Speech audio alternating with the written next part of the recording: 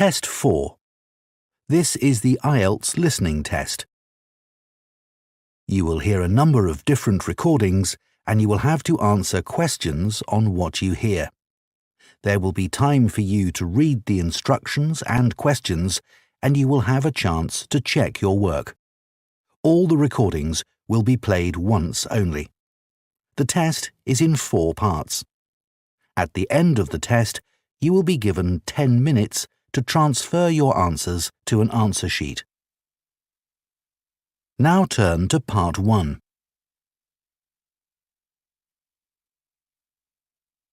Part 1. You will hear a supervisor in a supermarket talking to a new worker on her first day. First, you have some time to look at questions 1 to 6.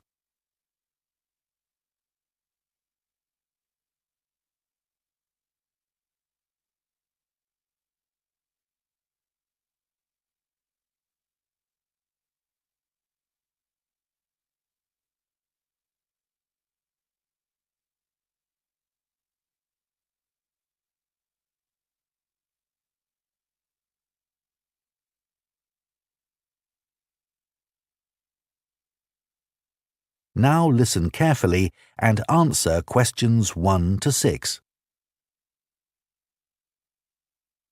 Hello, Charlotte. I'm Caden, one of the supervisors. Welcome to the team. Hi, Aidan. It's Caden. I'm so sorry. Oh, don't worry. People often get my name wrong. They never know how to spell it. It's Kaeden, in case you ever need to write it. I'll try and remember. So, there are a few practical things you need to sort out this morning. Then I'll show you what you're going to do today. The email I received said to go to the front desk to show my letter of appointment and pick up my badge. You'll need that for the staff room and other areas of the supermarket where shoppers aren't allowed. So, after you've finished at the front desk, I'll take you to the staff room. Put your coat and rucksack in one of the lockers there.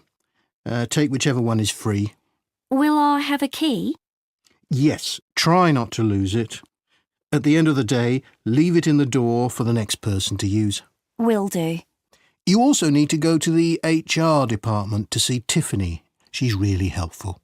I was told to bring my passport with me. HR need to take a note of the number in it. That's right. Or you can show your ID card. I don't have one of those. OK. Tiffany will give you a uniform. They have lots in different sizes, so you just tell her what you need.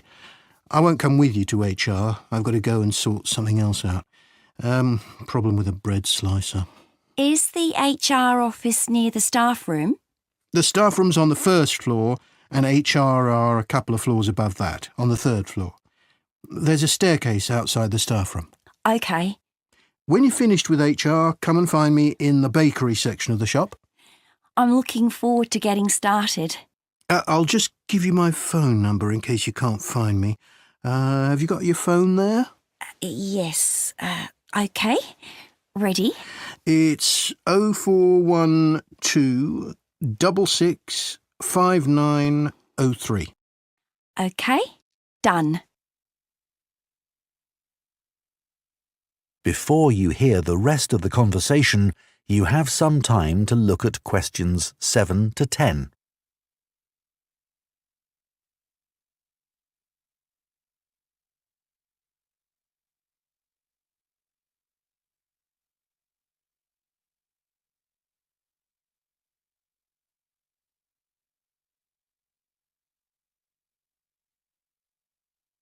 Now listen and answer questions 7 to 10.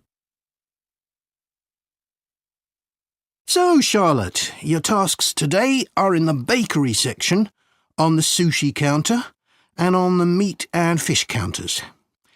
The first job is to check sell-by dates on the bread and cakes. If any of the dates are today's, put a new price label on the packaging.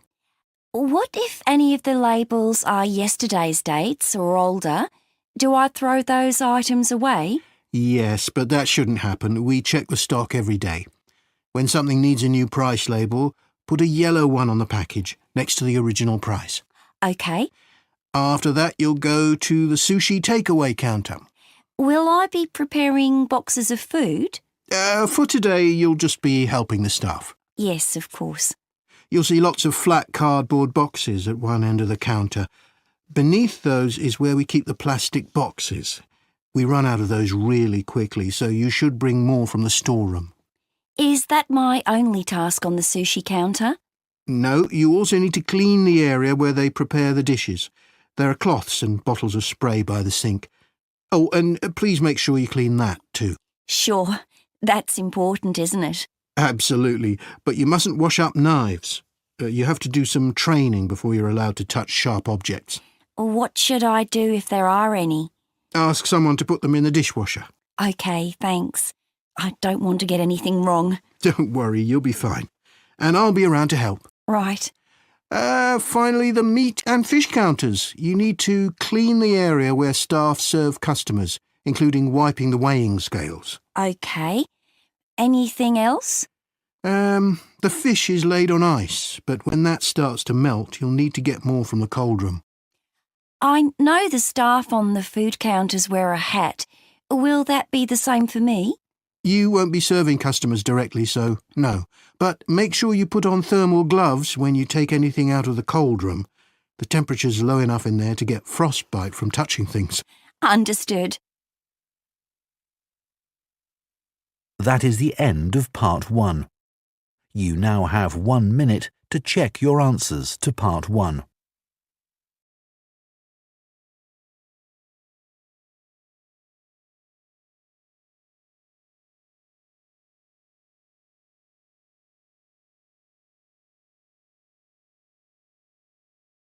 Part 2. You will hear a podcast by a running coach giving advice about taking up running and giving information about her club. First, you have some time to look at questions 11 to 14.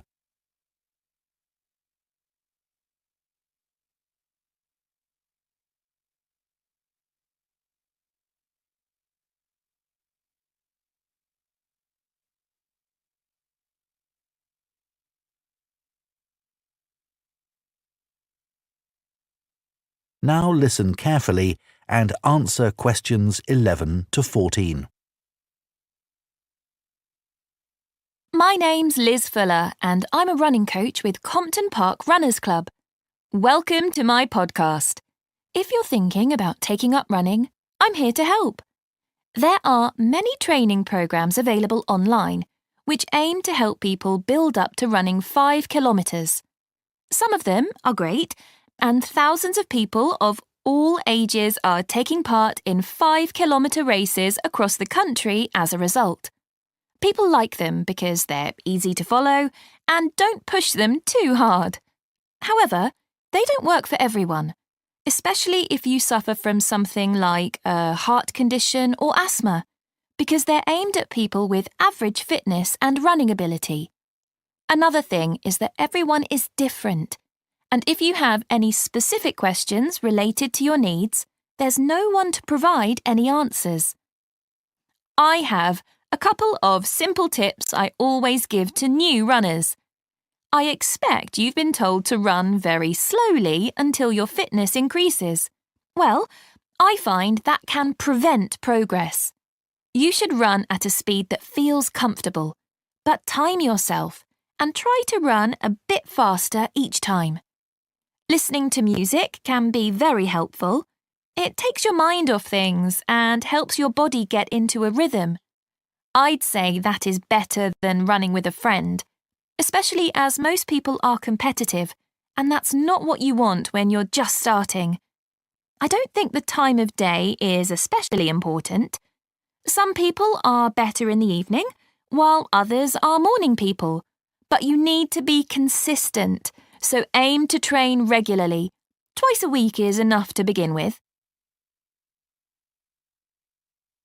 Before you hear the rest of the podcast, you have some time to look at questions 15 to 20.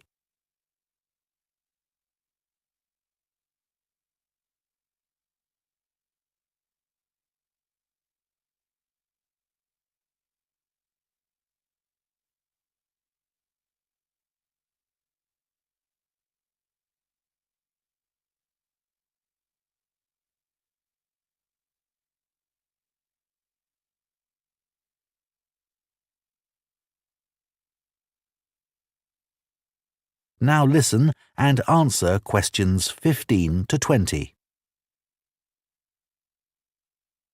New members often say to me that they've been put off running either because they lack confidence, or they don't have time, or they think they dislike running. Kerry, for example, joined the club 2 years ago at the age of 40. She'd always enjoyed running at school, but wasn't sure if she'd be able to do it. She was worried about being left behind and being the slowest runner. But she says she was made to feel so welcome, she soon forgot all about that. James had always hated the idea of running, but a friend encouraged him to come along for a taster session, and he hasn't looked back. He never misses a training session, despite having a really demanding job. Leo was worried about having to commit himself to training sessions every week and wasn't sure he'd be able to fit training into his busy schedule. But after experiencing a lot of stress at work, he came along to us and gave it a go. Now he says he feels much more relaxed and he looks forward to his weekly run. Mark is quite typical of our new members. He's never considered himself to be a sporty person, and it was only when he retired that he decided to take up the challenge of trying to run 5 kilometres. It took him months to find the courage to contact us, but felt reassured immediately, as there were other people his age who were only just taking up running for the first time. My own journey hasn't been easy. I did my first marathon when I was 37, after having had 2 kids. My husband had been running marathons for years, but I never dreamed I'd be doing one with him. I managed to complete it in 4 hours, but I felt like giving up halfway through. It was only the support of the spectators that kept me going. I do think signing up for a race of whatever length is motivating, whether it's 5k or 25k, because it's good to have something to work towards, and it gives you a sense of achievement. I did my first 10k after only 6 months, which was certainly very challenging and not something I'd necessarily recommend. But after you've been training for a few weeks, it's worth putting your name down for a 5k. Some people find they only need a few practice runs before taking part in a race, but I'd give yourself a couple of months at least. Well, I hope that's given you a really good idea of what... That is the end of part 2. You now have 30 seconds to check your answers to part 2.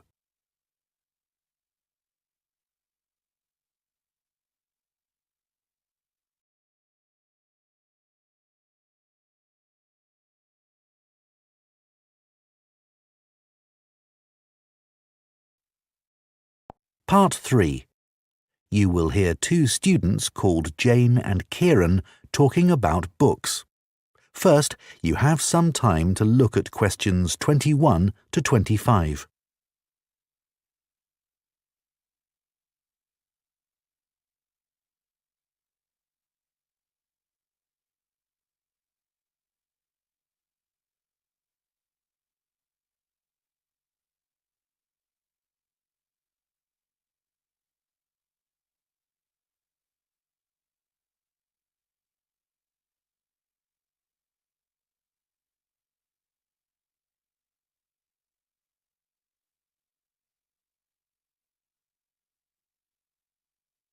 Now listen carefully and answer questions 21 to 25. So, Jane, you'll be off to Denmark soon to do your work placement. Yes, I'm really looking forward to it. And I've just started packing up all my books to put in storage. Well, I hope they don't get spoilt. It's okay. My grandfather works in a bookshop and he told me how to pack them. Oh, that's helpful. He says you have to support the spine, otherwise the paper can come away from the cover. Yeah, that's obvious. He also told me to pack them flat in the box, not on their side. Again, because they can bend, and if you leave them like that for, say, a year, it's quite hard to get them back to their normal shape. Well, it's pretty clear that ruins them. But a lot of people just can't be bothered to protect their books. He always says it's such a shame that publishers don't use better quality paper. It's the acid in the paper that causes the problem, isn't it? Yeah, that's why old books go yellow. You know, some of the books my grandfather's given me are like that already. Oh. I should dump them really if they're going to deteriorate further, but I'd feel bad. They'll always remind me of him. He's quite a collector, you know. Well, if they're important to you. Yeah, I'd regret just throwing them away. You know, maybe it's because I was taught to treasure books, but I hate seeing students force open the pages of paperbacks. They press so hard they end up breaking the spine. I know.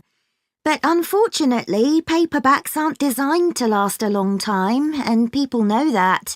Hardbacks aren't quite as weak. Yeah, they're different, I suppose.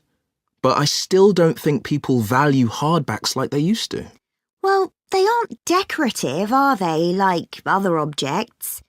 Plus, nowadays, people don't keep them out on shelves as much as they used to. That's such a pity. When I visit someone, if they have, say, a colourful book on a table, it's the first thing I'm drawn to. I agree. And book covers can be a work of art in themselves. Some are really eye-catching. I've always been taught to handle books carefully. If you watch someone take a book off a shelf, well, they usually do it wrong. Ah, my grandfather says you should put your hand right over the top of the book. Or, if you can't do that, pull the other books on the shelf aside so that you can hold the whole cover. When did you learn all this? He watched me pull a heavy book off the shelf when I was small, and it fell on the floor and broke apart. Oh dear. Oh, I can still remember it. You know what I really like? What? The smell of new books. Me too. My parents used to laugh at me when I was a kid because I loved putting books up to my nose, almost as much as reading them. New books aren't cheap though, are they? I guess we're lucky we can buy them. My grandfather stocks second-hand books as well as new ones, and they don't smell quite as good. Before you hear the rest of the discussion, you have some time to look at questions 26 to 30.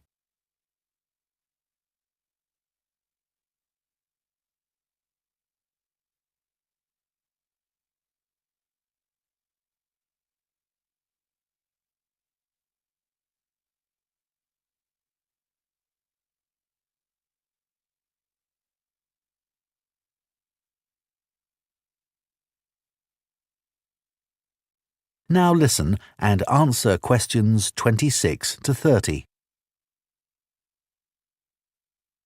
I'd love to have a bookshop like your grandfather. What's it like? Well, it's quite big. It's got 2 floors and an attic, and he stocks all kinds of books, really. I guess he treasures things like first editions and other rare books.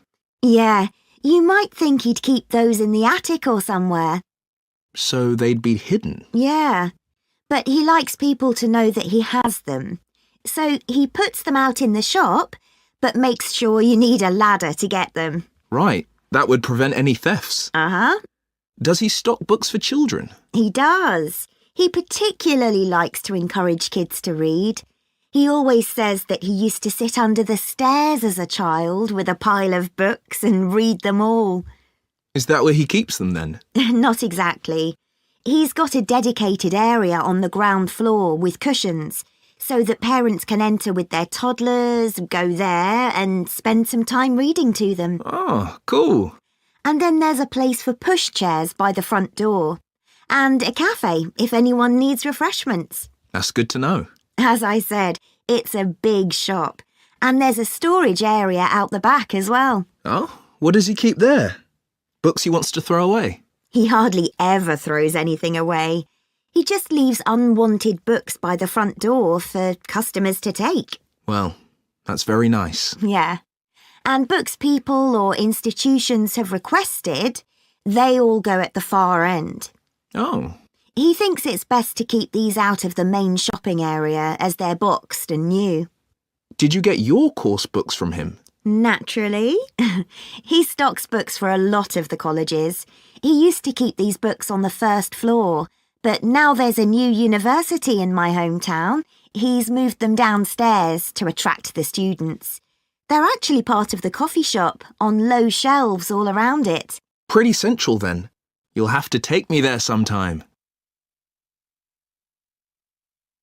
That is the end of Part 3. You now have 30 seconds to check your answers to Part 3.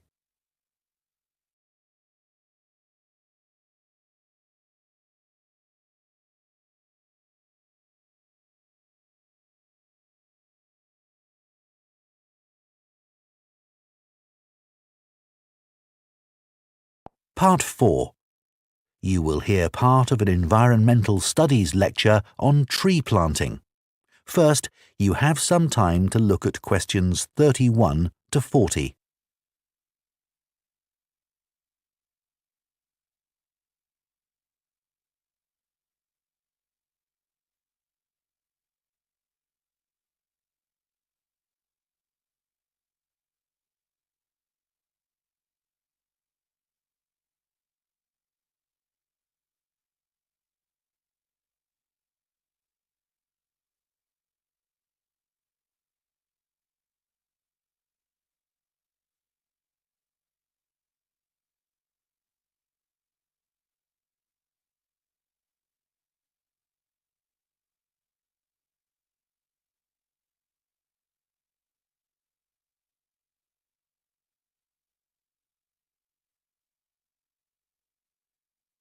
Now listen carefully and answer questions 31 to 40. Tree planting now dominates political and popular agendas and is often presented as an easy answer to the climate crisis, as well as a way for business corporations to offset their carbon emissions. But unfortunately, tree planting isn't as straightforward as some people think. When the wrong trees are planted in the wrong place, it can do considerably more damage than good, failing to help either people or the environment. Reforestation projects are currently being undertaken on a huge scale in many countries, and it's crucial that the right trees are selected. A mix of species should always be planted, typical of the local natural forest ecosystem and including rare and endangered species, in order to create a rich ecosystem. It's important to avoid non-native species that could become invasive. Invasive species are a significant contributor to the current global biodiversity crisis and are often in competition with native species and may threaten their long-term survival. Restoring biodiversity that will maximise carbon capture is key when reforesting an area, but ideally any reforestation project should have several goals. These could include selecting trees that can contribute to wildlife conservation, improve the availability of food for the local community, and maintain the stability of soil systems. Meeting as many of these goals as possible, whilst doing no harm to local communities, native ecosystems, and vulnerable species, is the sign of a highly successful tree planting scheme. To ensure the survival and resilience of a planted forest, it's vital to use tree seeds with appropriate levels of genetic diversity, the amount of genetic variation found within a species essential for their survival. Using seeds with low genetic diversity generally lowers the resilience of restored forests, which can make them vulnerable to disease and unable to adapt to climate change. Choosing the right location for reforestation projects is as important as choosing the right trees. Ultimately, the best area for planting trees would be informally forested areas that are in poor condition. It's better to avoid non-forested landscapes such as natural grasslands, savannas or wetlands, as these ecosystems already contribute greatly to capturing carbon. It would also be advantageous to choose an area where trees could provide other benefits, such as recreational spaces. Reforesting areas which are currently exploited for agriculture should be avoided, as this often leads to other areas being deforested.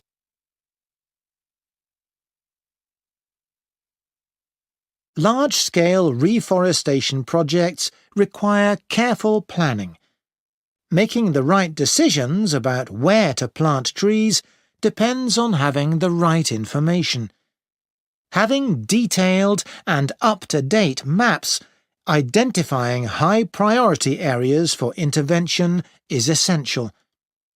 Drone technology is a useful tool in helping to prioritise and monitor areas of degraded forest for restoration. In Brazil, it's being used to identify and quantify how parts of the Amazon are being devastated by human activities, such as rearing cattle and illegal logging. A good example of where the right trees were picked to achieve a restored forest is in Lampang province in northern Thailand. A previously forested site which had been degraded through mining was reforested by a cement company, together with Chiang Mai University. After spreading 60 centimetres of topsoil, they planted 14 different native tree species, which included several species of fig. Figs are a keystone species because of the critical role they play in maintaining wildlife populations. They are central to tropical reforestation projects as they accelerate the speed of the recovery process by attracting animals and birds which act as natural seed dispersers. This helps to promote diversity through the healthy regrowth of a wide range of plant species. Unlike the majority of fruit trees, figs bear fruit all year round, providing a reliable food source for many species. At this site, for example, after only 3 rainy seasons, monkeys started visiting to eat the fig fruits, naturally dispersing seeds through defecation. Reforestation projects should always aim to make sure that local communities are consulted and involved in the decision-making process. The restoration of mangrove forests in Madagascar is an example of a project which has succeeded in creating real benefits for the community. Destruction of the mangrove forests had a terrible impact on plant and animal life, and also badly affected the fishing industry, which was a major source of employment for local people living in coastal areas. The reforestation project involved hiring local people to plant and care for the new mangrove trees. Millions of mangrove trees have now been planted, which has resulted in the return of a healthy aquatic ecosystem. The mangroves also act as a defence against the increased threat of flooding caused by climate change. What's more, the local economy is more stable, and thousands more Madagascans are now able to send their children to school. One other important point to consider. That is the end of Part 4. You now have 1 minute to check your answers to Part 4.